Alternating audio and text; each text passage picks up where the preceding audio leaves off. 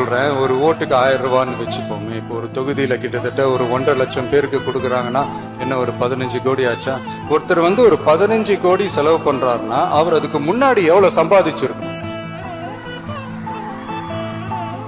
சும்மா யோசிச்சு பாருங்க, ஜஸ்ட் காமன் சென்ஸ். இதெல்லாம் உங்க எஜுகேஷன் சிஸ்டம்ல இதெல்லாம் ஸ்டூடெண்ட்ஸுக்கு கத்து கொடுக்கணும்னு நான் ஆசைப்படுறேன். ஒன்றும் இல்லை, தமிழ்நாடு முழுக்க இருக்கிற ஒவ்வொரு மாணவ மாணவிகளும் அவங்கவுங்க பேரண்ட்ஸ் கிட்ட போய், அப்பா அம்மா இனிமே காசு வாங்கிட்டு ஓட் போடாதீங்கன்னு சொல்லி பாருங்க. சும்மா ட்ரை பண்ணி பாருங்க. ட்ரை தானே, நீங்க சொன்னீங்கன்னா அது கண்டிப்பா நடக்குங்க. எனக்கு அந்த நம்பிக்கை இருக்கு. நீங்க தான் அடுத்தடுத்த வருஷத்துல வரப்போற ஃபர்ஸ்ட் டைம் ஓட்டர்ஸா வரப்போறீங்க. ஸோ நான் ஏன் இதை கனெக்ட் பண்ணி சொல்றேன்னா, இது எப்போ நடக்குதோ அப்பதான் உங்களுடைய அந்த கல்வி முறையே ஒரு முழுமை அடைஞ்சதா